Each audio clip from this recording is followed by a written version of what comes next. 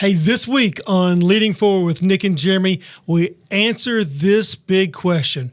What is the most expensive thing you do as a business owner? And just as a hint, it's not paying taxes.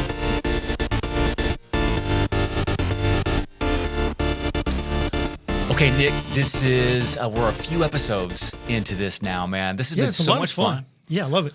Okay, if this is helpful, I'm going to tell everybody who's listening right now or watching whatever platform they're on, like, subscribe, share. We're getting off the ground, man, and so we could use the wind in our sails if this is helpful. Yeah, absolutely. We want to make sure we're adding value, and every time someone likes, subscribes, whether that's on podcasts or YouTube or whatever, it really helps us a lot to know that people are watching, and we can get the best content to them. Yeah. We don't get feedback. Yeah. We need feedback, man. You know, we need an avenue for that. Okay, so today, hiring and firing and, this is the most expensive thing we do. No doubt. I'm going to read this to you, man. And I think you probably have this already, but it's estimated that 30% of a person's first year, it's the average cost of a bad hire, is estimated to be 30% of a person's first year of earnings. One study even said it could be closer to $240,000 when you account for lost productivity, morale damage, training. Hiring isn't just about filling a seat.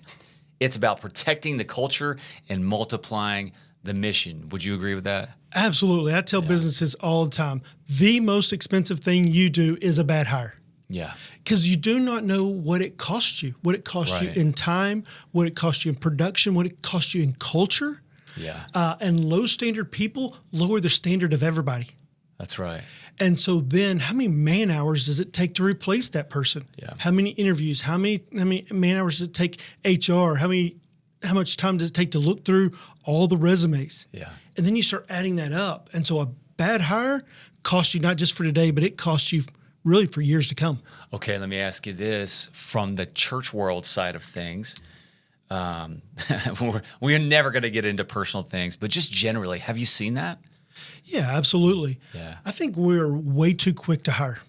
Yeah. I think we like to jump in. We like someone. There's chemistry. Yeah. Right? I'd like to go hang out with this person. Let's go to the Ranger game with them or whatever that is. And we think they'll be a good fit, but we don't know who they are. And we're not clear with them, their role, their expectations, and where we're going as an organization, whether it's a church or a business. So they don't know who we are. We don't know who they are, but we think, oh, this will be perfect. It's like ninth grade dating. And when we do get somebody who say, yes, green light, we're going to bring this person on board, I would venture to say that most companies, churches, and corporations suck at onboarding. There's a difference between getting someone on the team and actually onboarding them. And I don't know how much we'll get into that. So tell me, what do you think is the difference between onboarding from an HR versus onboarding, making them part of the culture and the team? What's the difference to you? Well, day one, week one, you're going to get your key and your, depending on what industry you're in, right? You get access. You get access, payroll, you get your accounts set up. And do I get insurance? Do I get benefits? Get those questions answered. And I think that's when onboarding initiates. And I think that what that requires, in my experience, what I've seen that works best is having somebody who's in the organization, who's an expert on the culture, to come and bring you in and graft you in to help that assimilation. Yeah, and I think it needs to be, you need to have that HR person who understands the logistics of making sure all the paperwork is right, so they can get insurance, they can get their first paycheck on time, all those kind of things, background checks, keys, access, logins. But the supervisor also has to know, did you get through all these things? They need to know those steps, and they need to know what does it take to get this person up to speed and running as fast as we can get them full speed. Man, I think what might be helpful for people listening right now who are either, because if you have a company, you are currently hiring or you will. Everybody's going to have this. Oh, yeah. Or you're going to play a role, even if you're on a team. Like, this is valuable because you can help. You can lead up and make your team healthier and help prevent bringing a toxic addition that's going to change the dynamic by knowing some of this stuff. Yeah. So hiring the wrong person also changes the culture. Absolutely. Right. And so the culture of any organization determines their speed and defines their health. Absolutely. Every team, every organization, every business has culture. Is it healthy or unhealthy, right? Yeah. But the culture determines how fast an organization can go, how fast they can make decisions, how fast they can get to the next level, and how healthy they are. I think it's Peter Drucker who says, man, a great vision is important and a developing strategy is crucial. But a culture controls the gas pedal, exactly like you said. Yeah, absolutely. Man. Okay, so let me ask you, let's just kind of get into some of this. Let's take it biblical. So Exodus 18, you got Moses, you got Jethro, and Jethro tells Moses, select capable men from all the people, men who fear God, trustworthy men who hate dishonest gain, and appoint them as officials. And Jethro wasn't just saying get warm bodies to fill the spots. He was saying find people with character and competency. And the other C word that we're talking about, culture. Yeah, someone who fits in the culture. And those principles in Exodus 18 are the same principles. That's why, man, I got some books I want to just kind of show folks later, talk about briefly. Bring them in. But one of those books that are great on how to lead through this, how to bring people on well, it's the Bible. Absolutely. Go figure, man. There's so much there. What say you? And not only that was Old Testament and Moses and Jethro through the process, but Paul also told Timothy in 2 Timothy 2, entrust to reliable men who also are qualified to teach others. Reliable, qualified men who are trustworthy. So who you bring in, especially in a leadership role, is incredibly important to the health, the culture, and really the future of the organization. Do you think that, let's talk about references. I'm in the hiring process right now for a role at the church. And I'm looking at references a little more intentionally than perhaps I used to. Do you think most people really reach out and talk to references? And do you think that that's an important part of it? Okay, so over the last couple of years of working with businesses of all different sizes, working whether it's in education or it's in manufacturing company, whether it's a national food industry, whatever it is, most people are horrible at actually calling references. Sure. And I'm going, well, references have been on resumes since we were 18 years old, right? I mean, they've always been on resumes or on your application. And businesses are horrible at calling. Yeah. They assume that they're better at hiring than what they can learn from someone who's worked with this person in the past. So we get lazy. We think we can jump a step.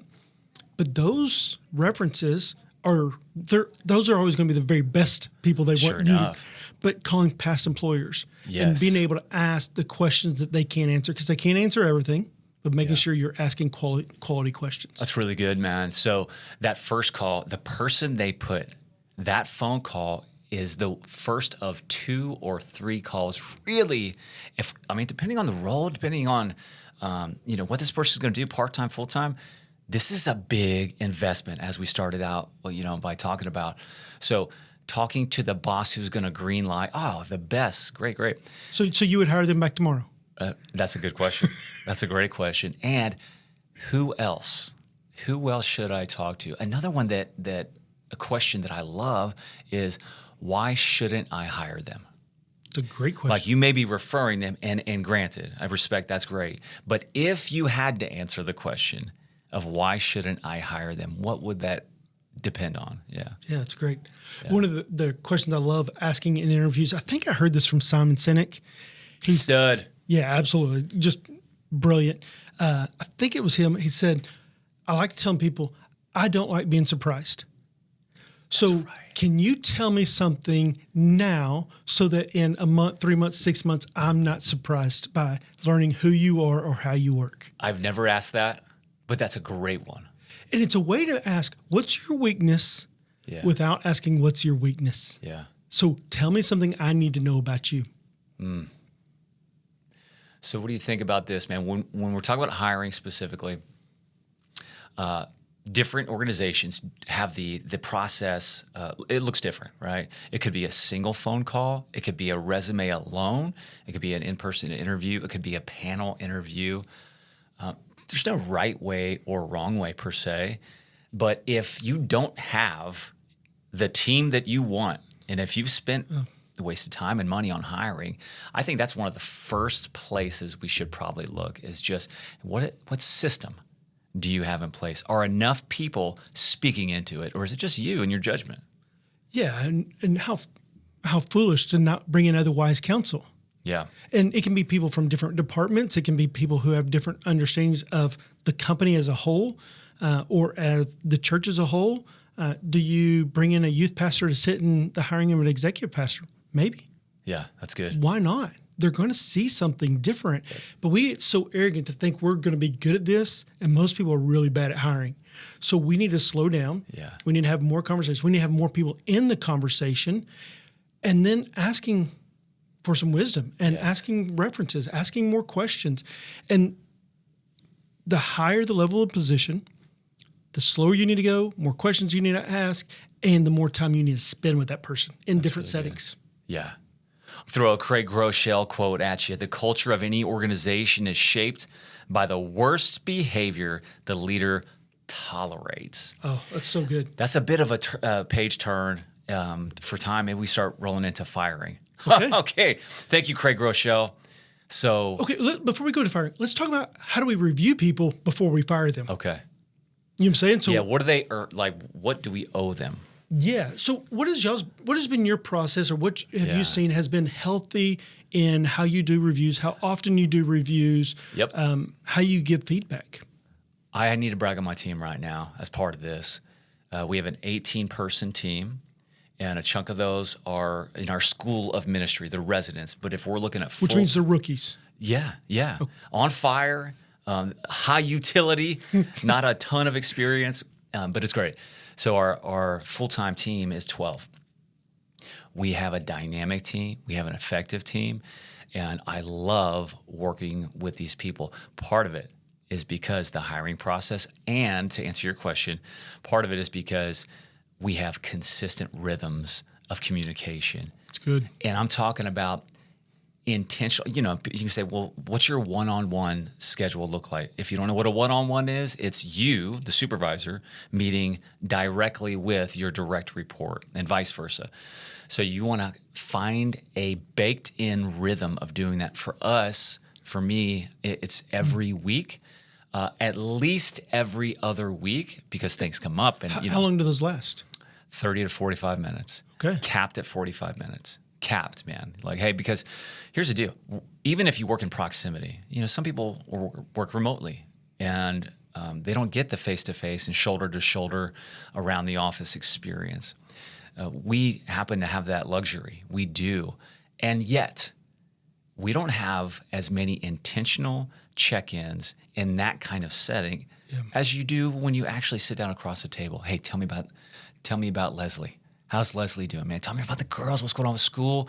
Not to be disingenuous, but that's part of loving what you do and knowing how to lead and shepherd. Yeah, absolutely. And I think one of the things that leaders, for me, that I've felt like is incredibly important is reading their body language when you ask certain questions. Come on. So when you ask about their wife, when you ask about their kids, when you ask about anything home life, do they start squirming around? Yeah. And going, Yeah. that seems, I need to push in a little bit more right right. there and ask some more questions. Or do they come up with joy and you can just see the excitement Right. and so you see something healthy that's growing there? When you ask them about a coworker, do they cower down? Right. And they start squirming? They don't want to say anything?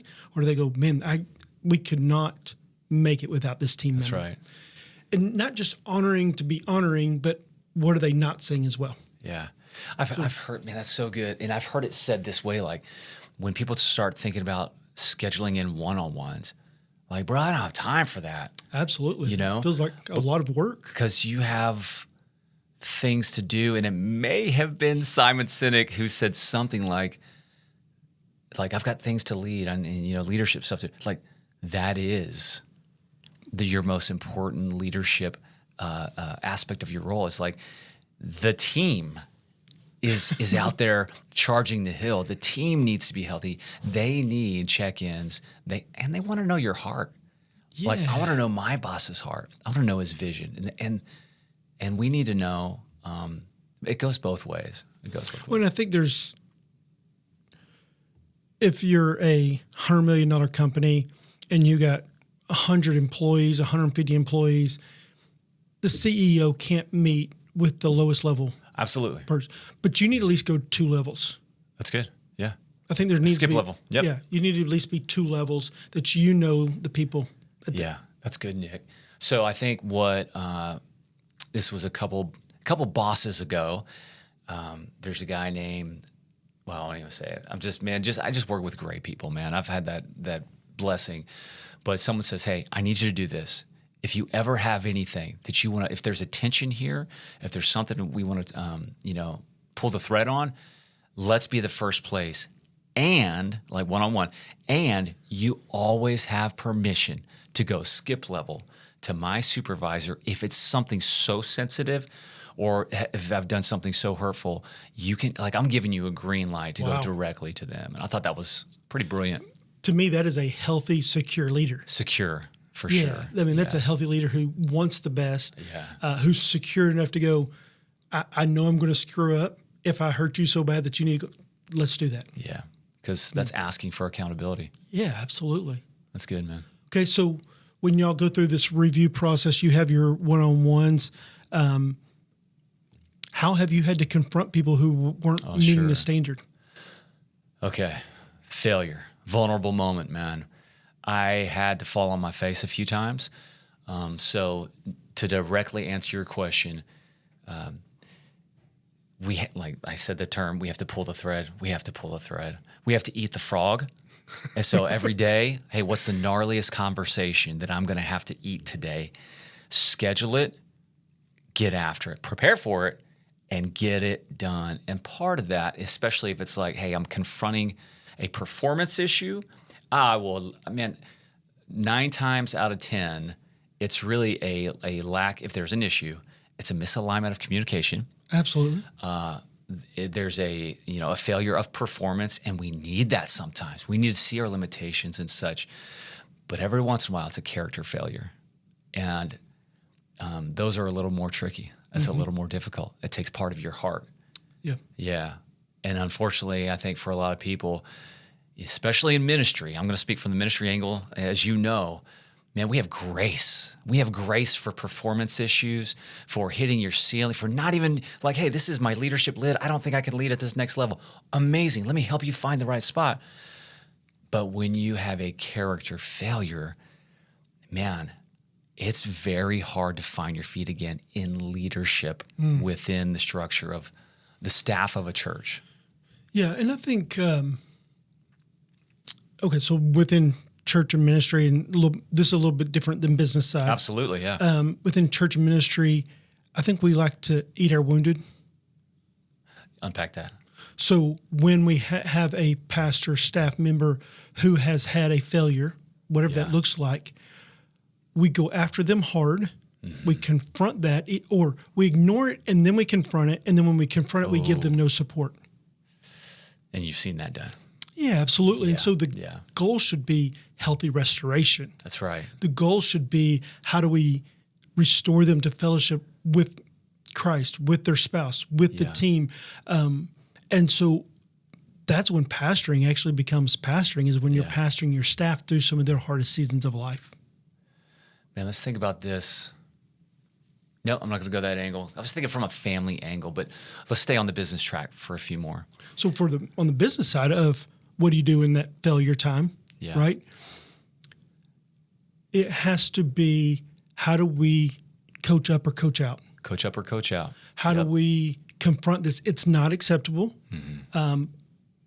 We want to give grace, even in the business world. Yeah. But what does this mean for our team, our culture, and where is the standard that we have to hold? And I think that's true in ministry or business world. And unfortunately, I think a lot of people don't know that, or it's flexible. And so it's subjective. And then, like you said earlier, it's relationship. Oh, I really like this guy, man. I'm going to hurt his feelings if I talk about this hard thing. And you're right. Like, if he's insecure and if you criticize the wrong way as the boss, instead of critique the action, you criticize the character, that's on us as bosses, absolutely. right? And as a downline, if I'm getting feedback and if I'm getting that hard coaching, I need to associate the things that they're talking about with the actions that I demonstrated, as opposed to he's attacking who I am at my core. And good. I feel like maybe generationally there is a bit more of that. The younger you are and the older you get, you learn to disassociate your character with your actions. Sure. Yeah. Okay, so let me tell you a quick story, okay? Oh, I love it. So working with this company, they have branches all across the state. They have a guy who's a warehouse manager, had some issues with him. He hasn't been best. Okay. The branch manager was looking to get promoted, okay? They're going to bring in a new branch manager. They hire this outside guy, and he's going to come work in the warehouse for a couple weeks to understand that part. No one even knows what he's doing. Yeah. Before he moves into this position, so he can understand all the different parts. The warehouse manager, who's had some issues, had some questionable things on how he's dealt with people, the first day this guy's on the job, tells him where he can hide from the cameras. Oh, great.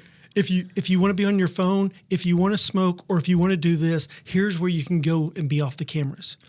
So when this guy's about to become the branch manager. He's about to become his boss. Yeah. When it goes back up, chain of command, the conversation went, you're working against me. Yeah. You're working against us. You're working against even yourself. That's right. To help our business be better. And if you're working against us, you can't be for us. And therefore you can't be here. Yeah. That axiom, and think like an owner, that's for everybody at every level. You know that JFK story where he's touring a NASA facility and he finds the someone who's cleaning, a maintenance man, and he's like, "Hey, tell me what you do." He's like, "Man, Mr. President, I'm sending a man to the moon. I'm helping to send a man to the moon." You know, we need teams of people who are flexible and nimble, and they have an owner's mentality at some level, no matter the role. And I think in the hiring process, you gotta mind for that. Yeah, and so we have to teach that, train that, coach that, expect that. Yeah. So as part of evaluations, you can't have accountability where there's no clear communication. Definitely. Or clear expectations. So that's first. Yeah, absolutely. Yeah. So one of the things I work with businesses to do is you need to have a clear role. Everyone needs to have a clear role. Here is your job description. Yes. Clear goal. Everyone needs to know how they win. Yes. If people don't know how they win, they're just shooting at different targets and they don't know what actually gets the best results. Clear role, clear goal, clear expectation. Yeah. Here is the expectation is how you perform within the team. Okay. The expectation of you're in this role, this other people are in this roles. This is how the whole team wins. Clear role, goal, expectation, evaluation. Yeah. New hire, 14, 30, 60, 90 days, and everyone needs to have an evaluation every 90 days. Yeah. Even the CEO of the company needs to be evaluated, right? Definitely. The number 5 is clear improvement. Okay. After evaluation, you have to give very clear, here's how you can improve. Yeah. And then the last one is clear movement. Here's how you move up or move out. I think for somebody listening to this, man, that is an awesome framework. They're like, Nick, that's a lot of work.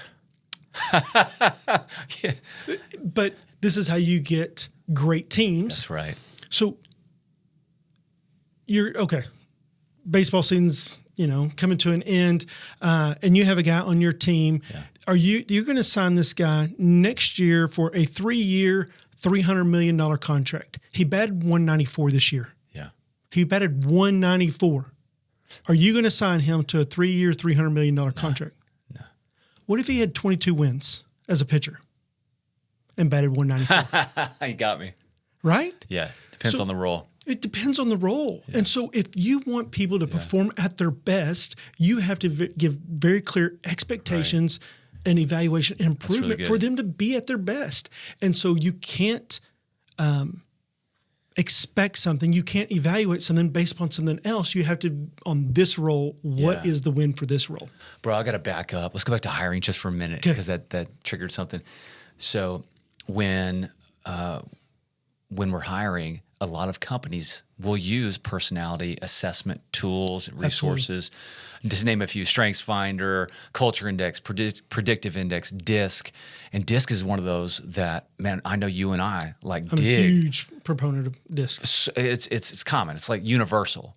And there's Working Genius that I'm kind of into right now. How do you think that plays into getting people in the right roles, unlocking, an opportunity for them to take their existing motivations and just drive?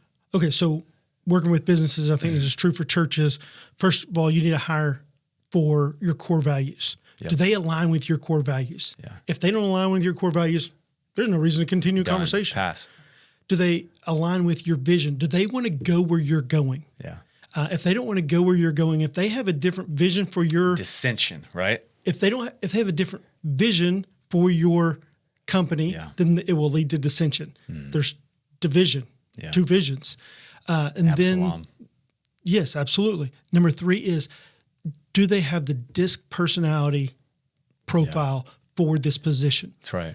One of the companies I work for, we've done hundreds of DISC for their company. They don't hire anybody without doing a DISC assessment. Okay.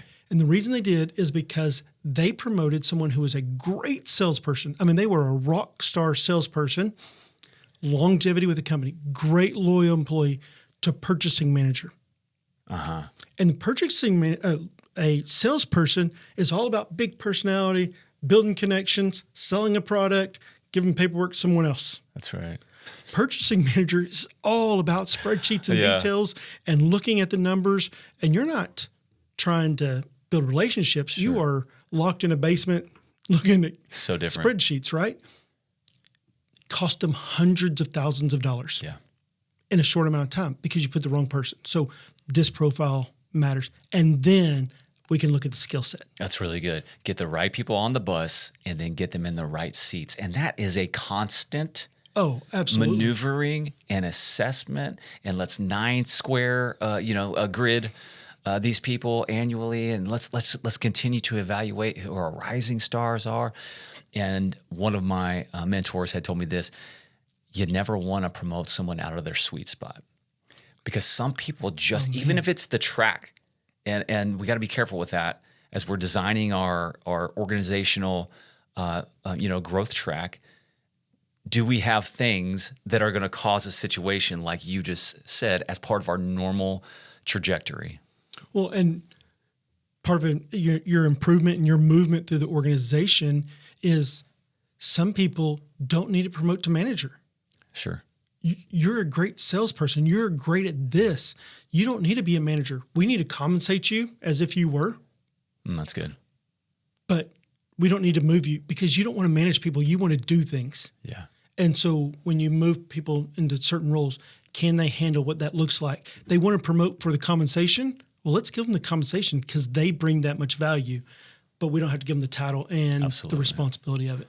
And that's where I love, if you have an HR team and some executive leadership, and they're creative in that way and they're flexible in that way, you're on third base already with creating a team that's going to have tenure, that's going to knock down walls with you. It's going to be loyal. It's going to be high trust. Yeah. But I think so many times HR can get into it like, this is the thing. You ask me questions, I'm going to give you the answer that I have written here. This is the grid that you're in, and we don't have flexibility and creativity. So, Okay, can I just tell you a soapbox issue right here? yeah. At some point, HR, IT need to understand they are support staff. They are not the head wagging the tail. Probably just stepped on some toes right there. I'm going to have I'm going to ask the person I reached out to earlier. He's my director of HR. I'm going to have him watch this. I'm going to ask him to and give feedback because you're Yes. right. You're right, man. Yeah. And he is so cool that way. Yeah. We got a good one, guys. All Hey, I'm going to give you a quote. Okay, go for it. It's from The Ideal Team Player by Patrick Oh, Lencioni. great. If someone can't be humble, it's a deal breaker. You can teach almost any skill, but you can't train character. So when we're talking about the hiring process and the firing process, I have fired too slow in the past. I've released too slow. I used to say this in the Marine Corps. Every person, if you're relieving them of their post, they deserve 6 conversations from you. Wow. And that is really, it's just, hey, the first 3 are, man, I'm trying to coach you up.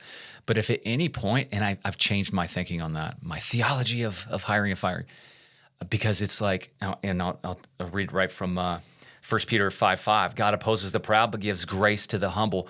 If there is a proud person or a character deficiency that has come to the surface and it's causing tension, I'm going to attack that, man.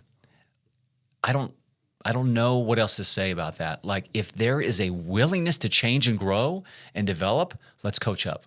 But if there is a clear indication, verbal or through action, that this person isn't going to change, because the problem's not a problem necessarily, but a pattern is a problem. Yeah. And if they've shown a pattern, let's go. It's time to release you. As my pastor used to say, our founding pastor, Steve Stroop, release them to their destiny. That's right. Bless them and release them. Bless them and release them. Okay. Yeah. Can I just throw out something? Just learn this. You can do anything you want, man. Okay. This has nothing to do with this. Okay. So just learned something. And we'll wrap this up. Did you know humility and being humble is not a Greek or Latin word? Okay. Talk about that. Most scholars believe that in Philippians 2, it says that Jesus humbled himself, right? That somewhere before Paul wrote Ephesians, somewhere between Ephesians, when he wrote 1st and 2nd Corinthians and Ephesians, Yeah. Paul coined the phrase humility. Huh. And it actually became first known in the Christian church. It did not exist in Greek or Latin. Do you know every single thing about Paul there is to know? No, but that's my goal. That's awesome, man. And so it is a spiritual word. Yeah. And so Okay. when Jesus says in the Beatitudes, blessed are those who are low in spirit, we translate that humble. Jesus didn't say low and humble. The word didn't exist yet. He said low in spirit, He said low in spirit. or words that mean that. Yeah. Huh. How about that? So- Okay, chew on that, listeners. All right. Just Check it out. want to throw that nugget out at you. All right. So when you've had to fire, what did that look like? What was the biggest lesson Yeah. you learned from those conversations?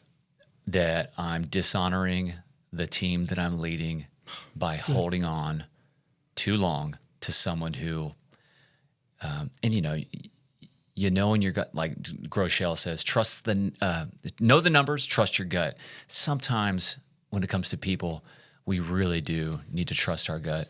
And so I've held on too long.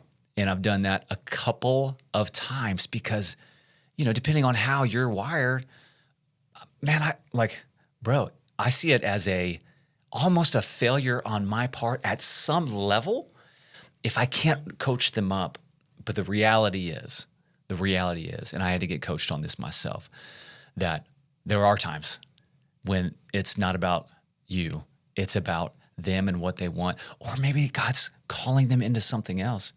Yeah. And you celebrate that. I think every chance we get when we release someone, even if it's under questionable circumstances, that's not everybody's business, man. No, absolutely not. We're going to honor them as best we can in what way is appropriate as they transition out. And especially if it's someone who, and it drives me crazy when supervisors hang on too tight. I got my claws in this person. Yeah, or you say you're going to be transitioning and then you get blackballed and you don't get any grace or opportunities. Which is really the pride of the leader. Yeah. Right? Yeah. I mean, Paul and Barnabas split over John Mark. That's right. Right? Later, Paul writes, John Mark has become useful to me. Yeah. But he you needed had to that time. He needed that time to mature, to go do something else. And we have to be okay allowing people to go do something else because they're not useful right now. That's right. So good. Wow. And then, when we pastor somebody, and this is any role. So if you're listening to this or watching this, this is any role. CEO, FO, whatever. Mom at home, you can't fire your kid. So you're in a unique position. But as it relates to employment, man, when you let someone go, there's a responsibility. There's a stewardship with that. Absolutely. And I, again, have not always done the right thing on this because the pace of work and the tunnel vision that we get, but they need to be pastored into the next thing. And whether they're a member of my church or not, we just owe that to the person. What does that look like? I don't know. Where have you seen that done well? Yeah, and this is where business world and church world needs to be a little bit different, right? And I think there's still some principles that can overlap. But in church world, I think if you let someone go 3 weeks later, you need to go have coffee with them. It's good. 2 months later, Yeah. you need to go, hey, how are things going? Just praying for you, praying for your family. What can we do to support you right now? You don't need to just kick them out and be done with them. They're still part of the body of Christ. And I agree. It does look. Tell me about, talk about the business world, what that might appropriately look like. I think it still needs to be kind. I think it needs to be clear. I think it needs to be very direct. Right. There does not need to be any ambiguity of why you're leaving today. Yeah. Right. I think you can follow up 2 weeks, a month later and say, hey, I know things did not depart like you probably wanted or we wanted. Yeah. But we are grateful for your time here. Yeah. And hope So that good. you have great things in store for the future. And budget for this. Like when you send someone off, like you're going to have attrition. Absolutely. You need to take care of them. Yes. They have a family. If they've been good to the company, and depending on their tenure and depending on, role, of course, those things are relevant. But one of the things I love about where I am and the people that are above me is it's a blessing when they send someone off. Again, church world, I get it, but it's a blessing. But that can overlap and apply. So if you've got a business and you've got employees, man, just know this: when that door is closed, they've got decisions to make. They've got families to feed, and they're not your problem, but there is a responsibility of leadership. Absolutely. To honor the person and to love people. Yep. Okay. Real quick, you said you had some books. Share let's dig them out. A couple books. Okay. Caveat: these are just a couple. When we're talking about building healthy teams, there are a few people that I'm going to grab this one first. A few people that everybody needs to read. And it's Patrick Lencioni. So this one is The Advantage. Oh. That's fire from Patrick Lencioni. You've got The 5 Dysfunctions of a Team, Dynamite. And when you read Patrick, I say Patrick like he's my friend. Yeah. Because he's kind of Pat, how are you, bud? Hey, Patty. Yeah. He writes in story form, and then he gets into the principles of it. There's one by Mac Lake. It's a series. It's a discipleship leader series. This is one of the 5. This is leading an organization. And the reason I only brought that one, well, it's because books are heavy, but also it's leading yourself, leading others progressively, these books, different books, leading leaders, leading departments, and leading organizations. It's fantastic. We use this as some core content for School of Ministry. Okay, good. Love it. Developing the character and competency to lead a church, nonprofit, or business. So it applies to everybody. Absolutely. Character and competency. Yes. And then I'm not stepping on Mac, but I would add that third one, and that's culture. Yeah, absolutely. Character, competency, and culture. First 90 days, any role change, that's gonna be so much help. And then an oldie but a goodie is Good to Great by Jim Collins. So much in there for supervisors, for team leaders, no matter the organization, to take and apply and transform your team. Yeah, and one more book, I don't even remember who it's by. The A Method of Hiring is a great book. A Method of Hiring. Okay. Absolutely. It's a great book on hiring as well. Hey, if you are looking to make your next hire, looking to promote, maybe even looking to do some assessments with your team, you want to find out what that looks like, we would love to be able to connect with you and your business and just discuss taking those next steps. You can find more information at myleadershipcoach.org for myself, Nick Edwards, and jpleadership.org. jpleadership.org. Hey, thank you for joining us today. Continue to take your next step and continue to lead forward.